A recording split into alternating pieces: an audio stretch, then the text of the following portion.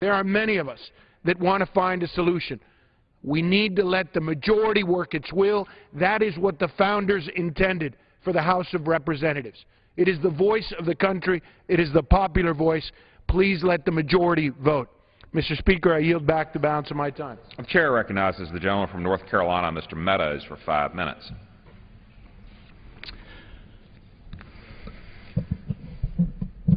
Thank you, Mr. Speaker. Today I rise to ask the Senate to work with the House because of this shutdown. You know, 4 times now we have met here in the House to send a plan over to Harry Reid to ask him to consider, to negotiate, to find some solution to avoid the shutdown. But indeed, he made a decision that we would not have an honest, open debate. We would not negotiate, and instead one person in the Senate decides the fate of our government, of the American people, and it all comes down to Harry Reid. You know, when we look at this, we were here until 1:30 this morning, passing the 4th proposal. And I agree with some of my colleagues. They're saying, you know, you're negotiating against yourself. But we wanted to go that extra mile to make sure that we put forth that final proposal that says, can we not find some common ground? Now, Mr. Speaker, some of my colleagues have made comparisons to the Taliban. You know, I don't find that there are any American citizens that deserve that kind of rhetoric and name-calling. It's time that we have an honest and open debate about the merits of this offer, the merits of this debate. You know, I come from North Carolina. And in North Carolina, we are one of 2 states that are worst off of the side effects of Obamacare. You know, I just got off of a phone call from a government worker who I thought was going to give me a hard time because of the shutdown. And yet, she and her husband said that they serve our federal government loyally right now. He has served in the military.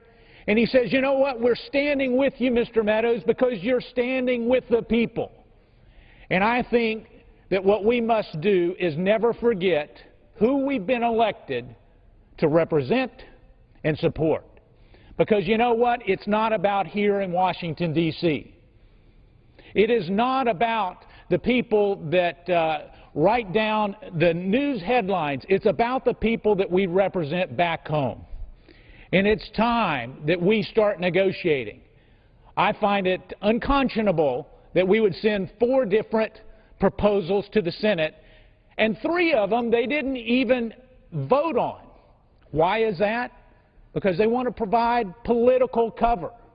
This is quit being about the people, and it started to be about politics. Why? Because Harry thinks that he will have an advantage by shutting down the government, that they will blame those in the House. Well, I want to ask you, Mr. Reid, how can you blame someone who has sent you 4 different proposals and the best you can do is just say no response?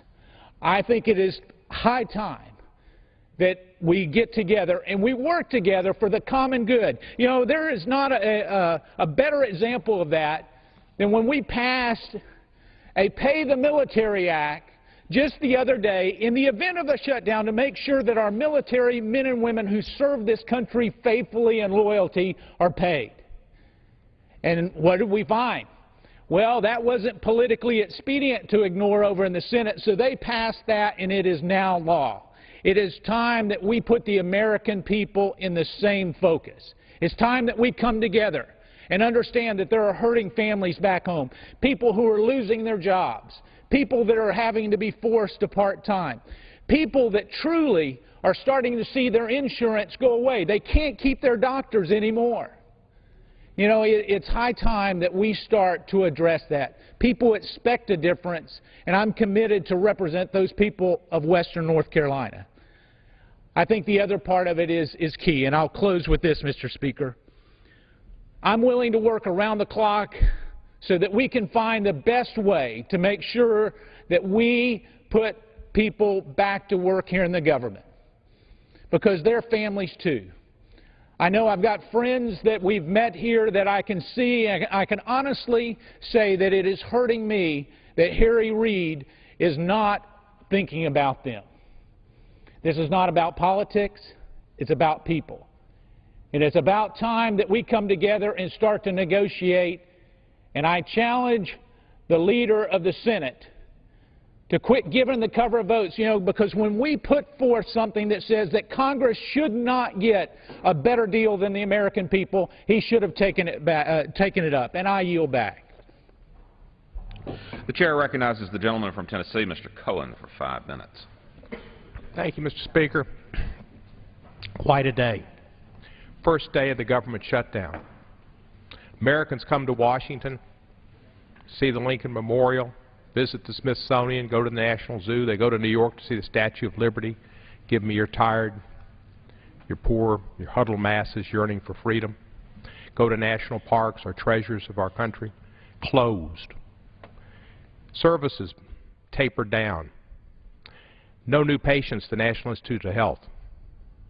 This should not be in America. Government shutdowns are wrong and they're bad for our country. Now let's think a little bit about how we got here. We got here because the job of the Congress, according to the Constitution, is to come up with a budget and appropriate monies. The Republicans have had a budget, and the Democrats in the House have asked for month after month after month after month to have a conference committee appointed so we could work with the Senate and come up with a budget. And the Republicans, even though we had bills, letters, requests, no conference. No, no, no, no, no. Now beyond the last minute, beyond midnight last night, when all of their failed attempts to get a Affordable Care Act, Patient Protection Act, and that's what it is. It's an Affordable Care Act and a Patient Protection Act abolished. Passed 3 years ago. 43rd attempt. It's not going to happen. Reality. It's not going to happen. It's the law of the land. And one day it'll be seen like Social Security and Medicare as one of the 3 greatest laws ever passed by this Congress. But they've tried everything they can to stop it. Defund it, put it off a year, come up with different prevarications. At the last minute after midnight, they say, we want a conference committee. They can get a conference committee if they come with a clean continuing resolution. And what's in their continuing resolution? A budget of $986 billion. The Ryan figures or less. That's what they wanted. It's not what the Democrats wanted. The Democrats want a higher budget. This cuts 17% from Health and Human Services. Programs the government offers to people in need, the safety net, people who more than ever need SNAP payments, need Meals on Wheels, need assistance. We accepted their lower figure for continuing resolution. Even then, it wasn't enough. They put it in all these proposals and abolish the health care bill. When the Republicans came to power about 4 years ago, 3.5 years ago, one of the things they told the American people, we're going to be different. We're not going to have bills that combine different subjects. All you people don't like that, these bills with different subjects that come back from the Senate or passed with the House with amendments. We're not going to do that. And then they come with the bills that are the budget, continuing resolution, along with abolishing Obamacare. That's against what they said they'd do. They said they were concerned about the debt. And they'd have offsets. No bill could pass without an offset. Nothing could contribute to the deficit. And yet they brought a bill, the continuing resolution, but abolishing the medical device tax, costing the government $30 billion, no offset. In the history on Obamacare, they've been cited by PolitiFact twice for having the governmental lie of the year. One was when they said there were death panels. Panels that simply said that end-of-life discussions could be covered by government payments. A proposal that Republicans put forward, I believe was Senator Grassley and a gentleman from Louisiana. They also said it was a government takeover of health care. It's not a government takeover, it's insurance. It's the plan Mitt Romney put into effect, Bob Dole championed, Richard Nixon championed. It's a Republican plan. Most Democrats would have preferred a single payer, certainly a public option. They're not satisfied with that. Now they're talking about a special deal that Congress people get. Shame on them. I, for one, don't take federal insurance. I have a different program.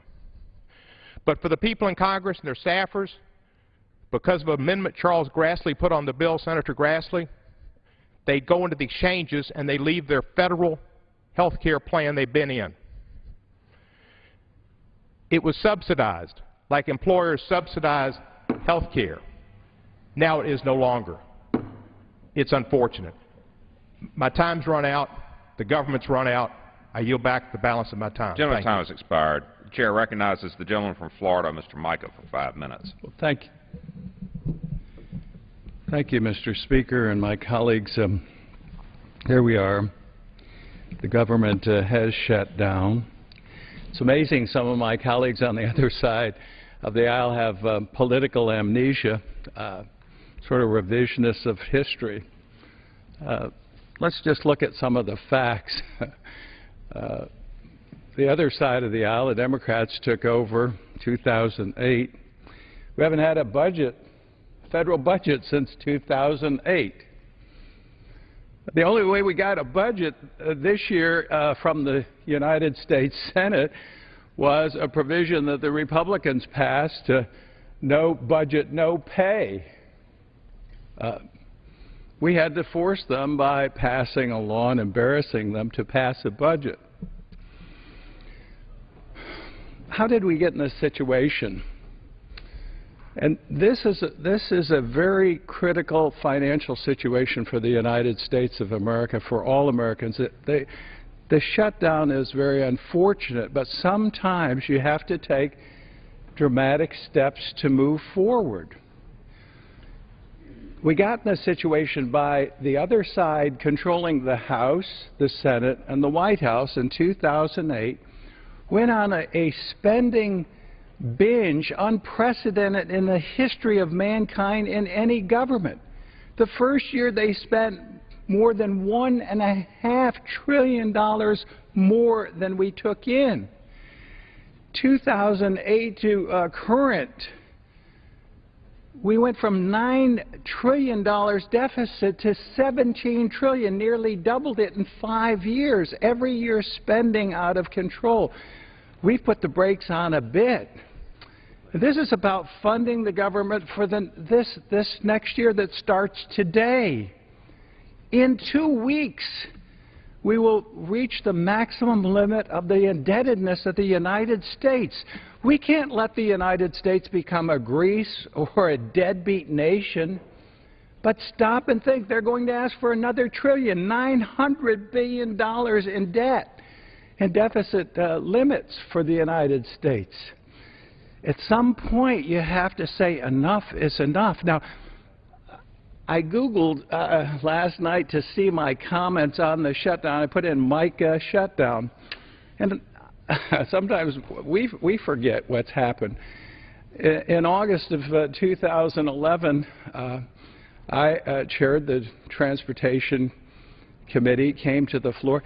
The other side had controlled this, the House, the Senate, the White House, and they could not pass an FAA bill. They did 20 extensions costing millions and millions of dollars, leaving FAA, an important agency, in turmoil.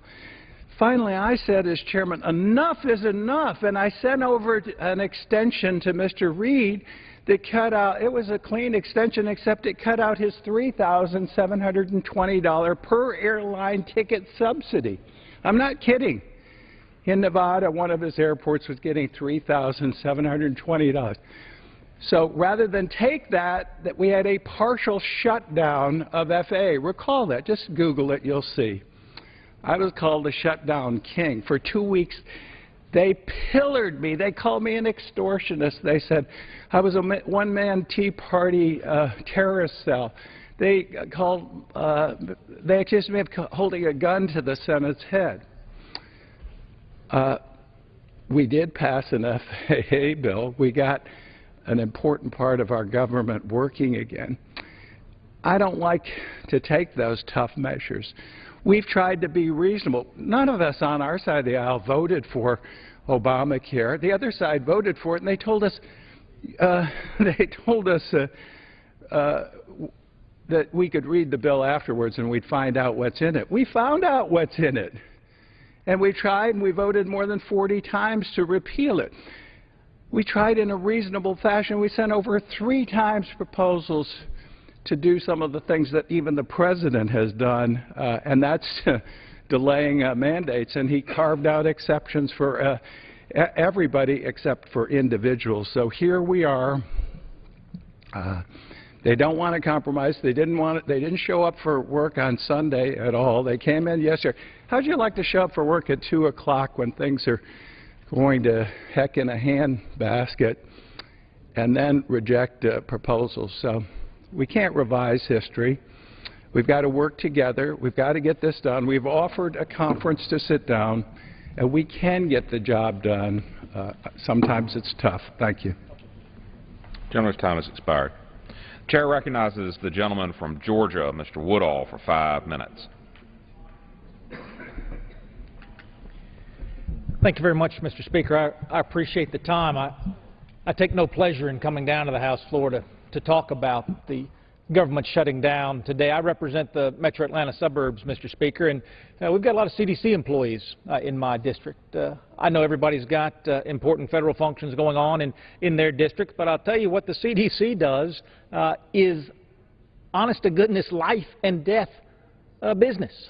Serious business. I want to see the CDC open. I want to see the CDC funded. I want to see the CDC making America proud as it has year after year. But we have to look at how we got here today, Mr. Speaker. I've been in Congress 2.5 years, and the sad fact is, in those 2.5 years, there's only been one time that I felt like the White House gave 2 hoots what my constituents cared about. Just one time. That was in the debt ceiling debate in August of 2011. One time. It was a crisis circumstance, a crisis like a government shutdown. The only time the President came to knock on the door to say, how do you think we ought to handle it? How do your 700,000 constituents believe we ought to handle it? How can we come together and make something happen? And we did. We came together and we made a difference. Mr. Speaker, I remember coming to this chamber as a young man, and I sat right over there. I sat right over there in the gallery, Mr. Speaker. I looked down here on the House floor, and there was absolutely no one here. I don't mean not many people here. I mean absolutely no one here. I happened to have the misfortune of being here, coming to see the Congress on a day when the Congress was not in session. There wasn't a thing going on. Mr. Speaker, where we are now in 2013, where the President's new position is, I will never negotiate, period. Never, ever. Where the Senate's new position is, we do not need to have conversations with the House. We have the President of the United States on our team, and so we never need to negotiate, ever. Mr. Speaker, if that's what we're going to have here in America, not only should I take my Constitution and toss it out the door, we should just go ahead and turn the lights on off altogether. We shouldn't have to have a young man sitting in the balcony wondering why the place is closed down. We should just go ahead and confess that the reason the House no longer meets is because the President no longer cares what the people's House has to say. Mr. Speaker, I hear it over and over again. It's the law of the land. We should follow it. Now, I happen to hear it in the context of the President's health care bill. I don't hear it in the context of immigration law, for example, where the President just decides what it is that he wants to do, and he just goes out and implements it on his own. I don't hear it in the context of federal drug law, where the President decides, you know what, these laws aren't as important as those laws, so I'm just not going to enforce those anymore. And I don't hear it in the context of the President's health care bill, Mr. Speaker, for the literally thousands of exemptions he has already given to the law because he knows parts of it are unworkable. Now, we have to confess, Mr. Speaker, America moves in fits and starts. The pendulum swings back and forth, and I have to give the President credit for bringing the discussion of health care in this country to a new place. He absolutely did. He brought attention to folks who are uninsured, who can't find insurance. And not only did he bring attention to it, Mr. Speaker, really we've created a majority of America that believes we ought to do something and solve that problem. But instead of solving that problem, the President re-regulated America's entire health care industry, and there is not a man or woman in this chamber, Mr. Speaker. There is not a man or woman representing Americans in the U.S. House of Representatives who doesn't have someone in their district who has lost their health insurance because of the President's health care bill. If you like your health insurance, you can keep it, was the promise. You remember the promise, Mr. Speaker? If you like your health insurance, you can keep it. That promise hasn't just been broken. That promise has been virtually erased from America's memory, because tens of thousands of Americans are losing their health insurance. It's the headline of the paper every day, Mr. Speaker. All we're asking for is for the Senate to sit down with us and let's try to solve real problems that real American families are really having today. For all the knowledge that my colleagues have of these citizens in their districts losing their health insurance, they've proffered nothing. Nothing. We have an opportunity, Mr. Speaker, right now, before it gets any worse, to do better. We should seize that opportunity. We should come together as our constituents expect us to. We've offered that hand to the Senate, Mr. Speaker. I hope they'll take it. I yield back the balance of my time. Gentleman's time has expired. The chair recognizes the gentleman from Colorado, Mr. Lamborn, for 5 minutes. A request to address the House, Mr. Speaker. Without objection, the gentleman is recognized. Mr. Speaker, I rise today to reassure our nation's military members, both active duty and reserve and active duty status, and their families. Your pay and benefits will continue uninterrupted during this partial government shutdown. Anticipating your needs, yesterday House Republicans introduced, and members of both parties and both chambers agreed to pass this bill to ensure you will not face any economic hardship during this time of uncertainty in Washington. The President has signed this bill into law. According to the Department of Veterans Affairs, VA trauma counseling services and hotlines will remain open for business. Also, all VA medical facilities and clinics, including vet centers, will remain fully open and operational. Additionally, yesterday I introduced a separate bill that expands on our commitment to our military and national defense. My bill would provide uninterrupted pay and benefits to Guard and Reserve members, Department of Defense civilians, and designated defense contractors. My bill would also provide the President with the ability to carry out other vital national security priorities, which could include funding for military operations or other national security priorities, such as intelligence and homeland security. Our greatest duty as a nation is to our men and women in uniform. We are grateful for your sacrifice, and we will do all we can to ensure you are treated with the respect you have earned and that you deserve. Thank you, Mr. Speaker, and I yield back. The chair recognizes the gentleman from Pennsylvania, Mr. Thompson, for 5 minutes.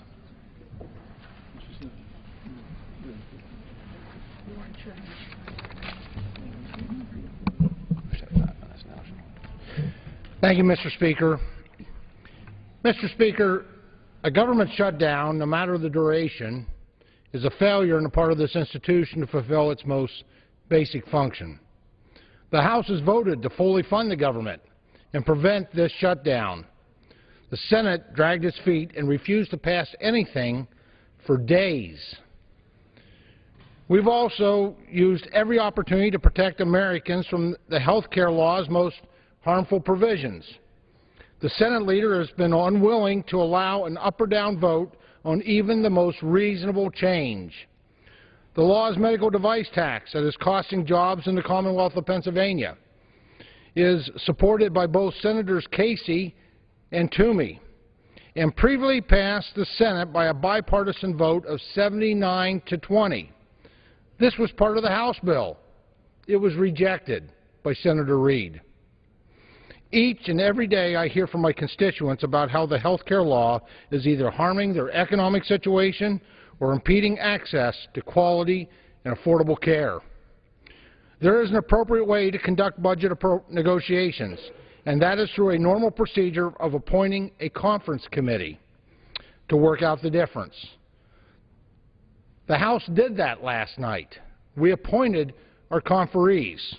The Senate rejected even that measure earlier today.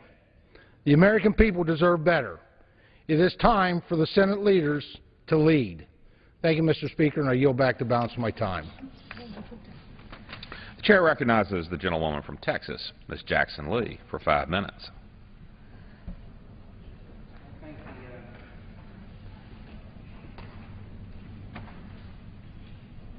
I thank the Speaker. I ask to address the House. Without objection.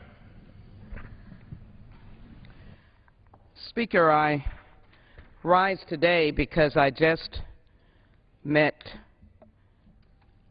some of my constituents who had been to a wedding and decided to drive to their capital, the capital of the United States of America. It was good to see them, good to welcome them, good to see their smiling faces and their faith in this nation. And I think it is important to lay out the real facts for some of us who had the honor of serving in this House and have seen the previous shutdown. For the debate over the last 72 hours might give the impression that in actuality there's been no attempt at compromise by the Democrats or by the President of the United States. Let me disabuse you of those horrible myths. First of all, there are many Democrats who voted for an ugly term by the name of sequester, which means that it was a compromise to Republicans to not shut down the government 2 years ago, to take an ugly number that has hurt families across America, that has closed Head Start seats, that has underfunded major infrastructure projects when cities and counties across America and states have been crying out and begging for the fixing of the national highway system, long overdue. Airports, long overdue. But we accepted this ugly word called sequester because the original team of members, again, could not find a compromise, Republicans and Democrats, because, again, Republicans were listening to the far-right voices and did not want the government to operate, simply did not want a federal government. So the American people should know that right now we're operating under sequester. Our staffs are furloughed. We are operating with shortened staff when lines of cases are in our offices. Our staffs are being penalized, and their job is to serve the American people, to answer those phones and to make sure that desperate calls from around the world of constituents that are stranded, of families who need help for their soldier sons and daughters, or husbands and wives, or seniors who need to be helped or to be straightened out in the confusion of the Medicare and Social Security system sometimes. That is the work that we do. We make the government work. But yet, right now, we're operating under furloughs. The government itself is operating under furloughs. And that's an ugly term for some people. Well, let the government fall. But I don't view it as a government. I view it as people. And so last night, it looked as if there was no compromise. But you have to understand that the last-ditch effort of the Republican conference was a save face, knowing full well that they had every opportunity to stop the shutting down of the government by supporting something called a CR and all of these acronyms for our constituents. What is that? What the heck is it? It simply meant that we would keep the doors open until November 15th, and reasonable men and women, reasonable minds, constituents could have input. Discussions could be entered into about what are the pros and cons of running this government. What is the value of the government? How do we meet to the Founding Fathers' values? In the Constitution it said, we formed this union to make it more perfect, so that all men and women, I might add, would have the right for the great values of this nation. But each time over the weekend, there was one obstacle after another. One member, Republican member, put up a silly amendment about denying women preventative care in health care, dealing with their gynecological needs, their health needs. And so I think it is important to be able to know the truth. They say that the truth will set you free. And the truth is that we now have a sense of rebels who really don't have a cause, because the cause should be the American people. I note that in my own community, a base that services the National Guard was shut down immediately at midnight last evening or early this morning. These are the consequences. Veteran service centers, Mr. Speaker, senior citizens not getting Medicare processed. And so you have an opening, my friends, and the opening and the solution is to have a CR till November 15th, and then we can address the needs of the American people. With that, Mr. Speaker, I yield back, looking for a solution and prepared to work for the American people right now. Right now. Mr. Speaker, put it on the floor of the House and let us vote. I yield back. The gentlelady's time has expired. The chair recognizes the gentleman from South Carolina, Mr. Sanford, for 5 minutes. I thank the Speaker. We are at a shutdown, which is to say that we're at a challenging time, and my prayer, I guess, is joined by so many other Republican colleagues for families that have been affected. It is something that we very much wanted to avoid in any way possible. That's why the multitude of different options were offered here by this House to the Senate, but they were ultimately rejected. I think that the bigger question, though, in any challenging time is what does it mean and where do we go from here? And in that light, I'd just like to offer a little bit of context as to what all this means and what's going on. Quite simply, I'd say that there is real value, real wisdom in different perspectives. I don't think it's lost on any of us as Republicans in the House that 2 beats 1 in the world of politics. And you have here a president who said, I'll negotiate with Syrians, I'll negotiate with Putin. You have Harry Reid, who's been anything but wanting to work with the Republicans in the House, been awfully dismissive. But what Republicans have been trying to say is, wait a minute, let's pause for just a second. There is a different perspective that we're hearing from folks back home on the implications in the implementation of so-called Obamacare going forward. And the first of which is an issue that frankly has been lost in this whole debate, which is a constitutional issue on ultimately the balance of power and the separation of power. Our founding fathers were very deliberate in setting up a system wherein Congress was to create laws, the judiciary to interpret thumbs up or thumbs down on constitutionality, and the executive branch to administer. But what you have in this particular instance is a breach of that separation of power, because you have a president that is sort of unilaterally picking and choosing that which is to be implemented. Can you imagine if Bill Clinton or George Bush were to selectively decide the way in which tax code might be implemented? We're just going to enforce it on poor folks but not on rich folks. Well, to a great degree, that's what's happening here. And it is a constitutional issue that sets precedent going forward on in essence, the very separation of powers as deliberated and laid out in the Constitution. I think it is a big issue and worthy of debate, because in this instance, you have 1,200 businesses, bigger businesses, that had been granted waivers before ultimately it was absolved for all large corporations, while individuals were still stuck dealing with the law. You had exemption for members of Congress, but no exemption for individuals across this country. And that idea of selectively implementing, I think, is very, very dangerous ground, because ultimately I would say a good part of the glue that has held our republic together for over 200 years has been this notion of fairness or equity. People believe that, you know, may not like some of the laws, but ultimately they were administered fairly, evenly. That is not what is taking place at the onset of the Affordable Care Act, and I think you're playing with real dynamite when you begin to selectively implement a law.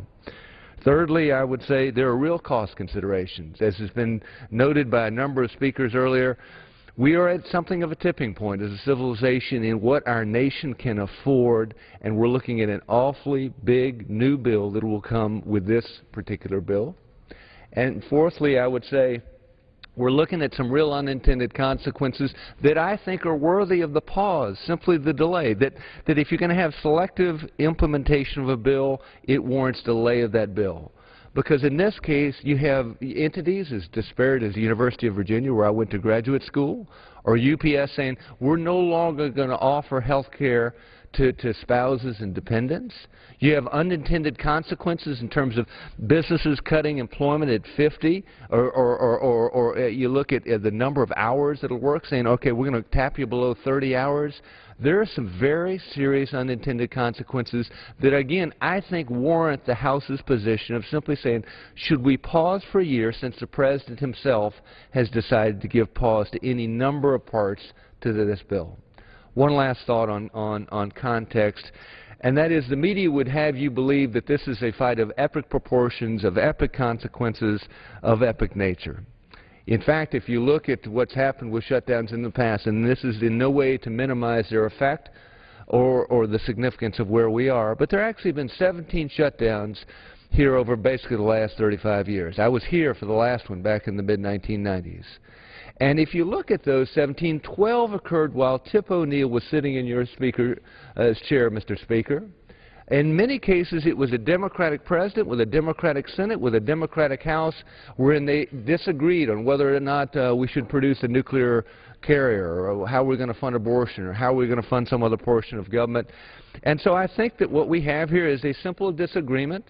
It is ground to a halt right now, but there's a larger context that I think is very, very important that the Republicans are trying to advance, which is how do we move forward in a way that doesn't hurt the American public. With that, thank you very much, sir. Appreciate it. Pursuant to Clause 12, Section A, Rule 1, the Chair declares the House in recess until noon today. Thank you, Mr.